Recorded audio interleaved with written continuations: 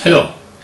Crooks at Goldman Sachs, Bank of America, Chase and all other financial institutions, how they have robbed us, all the taxpayer, how they have stolen money from us and are claiming the bonus, the biggest bonus this year. This is the bailed out money that they got from taxpayers.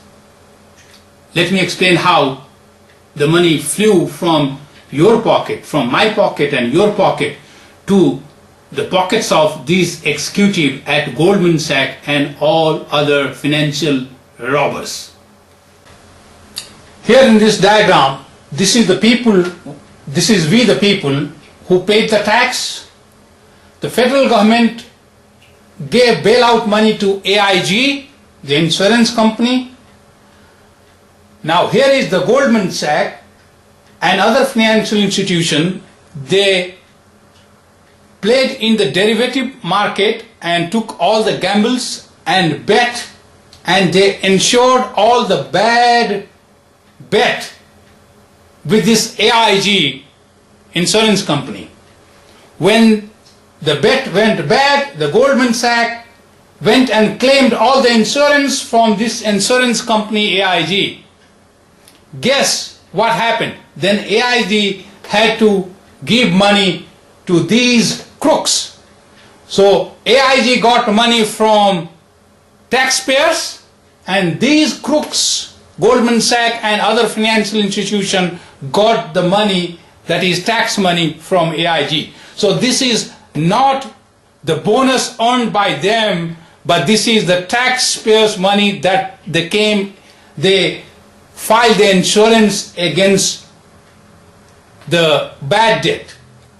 Now I am asking Goldman Sachs executive to wash their sin and to come clean and donate all the money that they claim to be as the bonus, give it to the soldiers, those who are fighting the war in Afghanistan and Iraq. So Goldman Sachs executive, you people are biggest thieves and robbers. Don't take this money from us. Give it to the soldiers, those and their families, those who are fighting the war. This money that was given to Goldman Sachs from AIG has been up to some extent enabled and facilitated by federal government. So Goldman Sachs, please give the money back to the soldiers and their families, those who are fighting the war. What is it about Goldman Sachs? How does it manage to turn the figures around like that? Well, Goldman Sachs are scum. I mean, that's the bottom line. They basically have co-opted the U.S. government. They've co-opted the Treasury Department, the Federal Reserve functionality. They've co-opted the Obama administration. Barack Obama, dances to Goldman Sachs' tune, and they are really crooked and abominable in what they've done. You just remember Hank Paulson held Congress hostage, took him in the back room and said, "Give us $700 billion. We're going to crash this market." He's an arsonist. He's an outlaw, and yet he's given praise. Ex-Treasury Secretary Hank Paulson, who was CEO at Goldman Sachs. Sure, but if you go down the list, they're all Goldman Sachs scum. Whether it's Hank Paulson, whether it's Geithner has very close ties to Goldman Sachs, and of course, all these banking bonuses are paid out to all their cronies who are Goldman Sachs scum. And America, for some reason, has allowed this coup d'etat to take place, a silent coup d'etat, where the Goldman Sachs and their friends now control the U.S. government, and they are manipulating prices. Okay, Mike. So Goldman Sachs was the only investment bank in the United States that didn't get into this game of selling that, selling and buying empty boxes. Yes, but they created many of these empty boxes. They then bet against their own clients to whom they sold these empty boxes. They coerced the federal government to get rid of their main competitors in Lehman Brothers and Bear Stearns, who were selling these empty boxes. They co-opted foreign banks who owned these empty boxes, who went through tremendous pain and suffering, and they are also now caught in front-running every single trade on the New York Stock Exchange with this high-frequency trading scandal. They're literally stealing $100 million a day. Goldman Sachs is stealing every day on the floor of the exchange. They should be in The Hague. They They should be taken up on financial terrorism charges, and they should all be thrown in jail.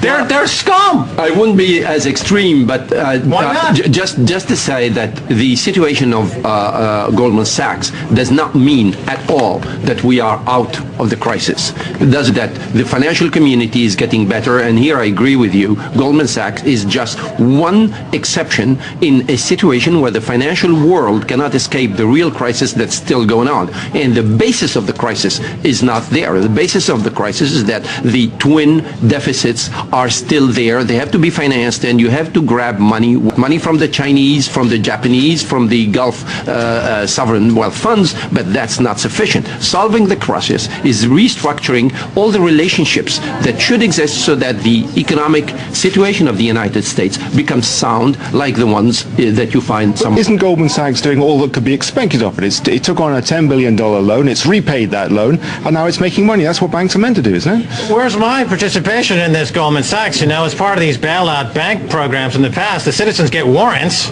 and they participate in the upside, and these banks like Goldman are buying back their stock on the cheap. I don't get my warrants. Plus, they've artificially dropped interest rates to 1% and lower. Therefore, as a saver in America, as someone who I should be lauded and applauded for being a saver and helping the capitalist system in America, Goldman Sachs owes me personally, I figured, at least $10,000 in interest income that they've stolen. They've taken it right out of my pocket, just like those bonuses on Goldman Sachs being paid this year were taken right out of the starving Americans' pockets. The homeless in America have Goldman Sachs to thank for their homelessness and starvation right now. They took their money from their pockets, they put it in their bonuses for this year. That's unconscionable. That's a financial terrorist crime. I'm not kidding. They should be at The Hague. But Max, they should be taken to The Hague. They're absolutely violating human rights. It's a human rights issue. But Max, look at it the other.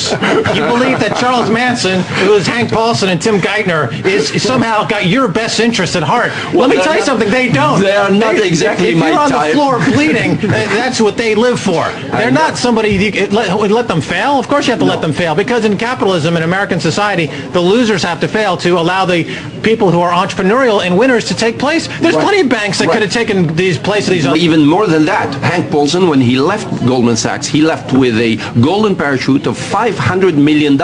Today he is making speeches against golden rules. Do what I do, but don't do what I say, but don't do what I do. First, you need some transparency and accountability, which is this is another problem with the Obama administration. They just want to move forward. They don't want any transparency or accountability for the war criminals from the previous administration or the banking fraudsters and banking terrorists of the Paulson period. You need accountability. You need transparency. You need some idea that says that these banks have to disclose. You can't have the bankers going to Congress and saying, for example, we can't audit the Fed because if you audit the Fed, we're going to crash your system. We're holding you hostage. Absolutely. You can't allow that. That's in the United States under the Constitution. That is a high crime and misdemeanor. That is actually treason, according to the U.S. Constitution, to have a U.S. Representative say, we can't audit us because otherwise we're going to crash your system. What's that? How is that different than Osama bin Laden?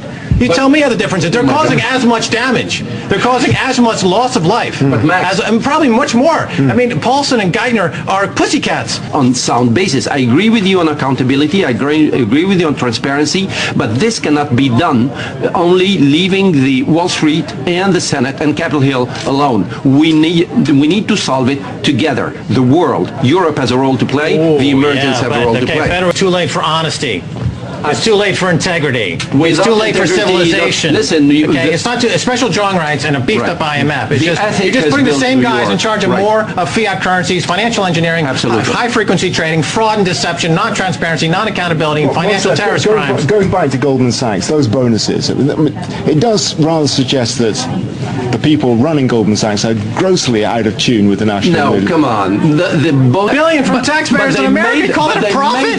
They didn't make them, they stole them. If I go to a bank and I steal $1,000, you're going to say, oh, I made $1,000? That's absurd. The shareholder made money. The shareholders are complicit. If Goldman Sachs took Auschwitz public, they would sell shares to their friends and family and say, this concentration camp's a great business. Would you support Auschwitz concentration camps because Goldman Sachs took it public? The tragedy of 9/11 is that more of these Goldman Sachs bankers didn't go down. That's the ultimate tragedy. Goldman, here's the last of my money, Goldman. Take it. Here's the last money I have, you crooks. Take the last money I have. You're crooks. It's disgusting. Well, it's good to be emotional. Collapse, and they are asking for taxpayers to help sustain them. And when taxpayers find themselves in the difficult position that if they don't provide help, that the entire system could come down on top of our heads.